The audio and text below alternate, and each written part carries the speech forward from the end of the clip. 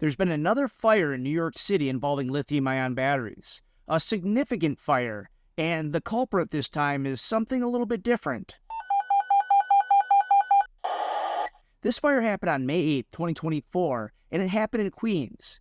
It involved tool batteries at a construction site. Now, tool batteries have been around for a long time. In fact, some of the first tool batteries were developed right around 2005. Generally, tool batteries are safe. They're developed using pretty robust standards. However, tools also get abused, and abuse over time could eventually lead to a fire. Typically, when you have tool batteries, it's generally advised to charge these batteries when you're around. Don't leave them charging indefinitely. It's a habit that many people, including myself, have because it's just convenience. You put it on the charger and you forget about it. But when you start looking at construction sites, specifically large commercial operations, these batteries are being used in larger and larger tools. It just means the size of the battery is getting bigger. And the larger the battery, the bigger the fire will be if there is a failure. And you look at this building all the way up on the 66th floor. Significant fire up there. Luckily, it was unoccupied. Luckily, there were no injuries. The fire crews went up there. They took care of the fire. They had no major issues.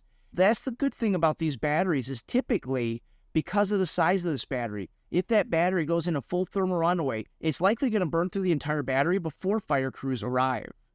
But in this case, because nobody was around, it led to a very large fire. These batteries really should be charged in areas where there's not a lot of clutter.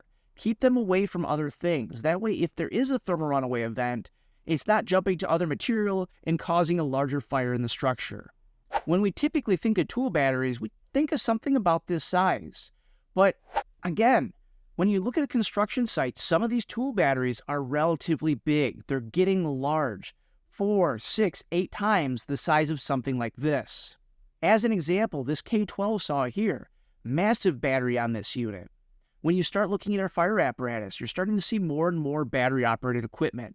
And we tend to leave our equipment plugged in, charging all the time.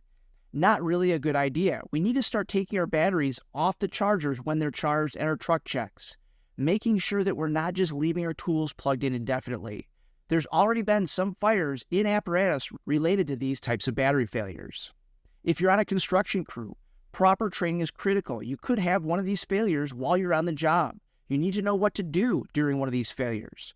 Ultimately, leave it alone. Make sure it's away from anything flammable, anything that could catch on fire. Because you don't want to go in there with a fire extinguisher thinking you're going to stop thermal runaway. It's not going to work. You're just putting yourself in danger. You're going to breathe in nasty gases that could hurt you, cause you injury, and cause you problems later in life. A couple of years ago, a tool battery went into thermal runaway in the back of a pickup truck, and you can see the results right here.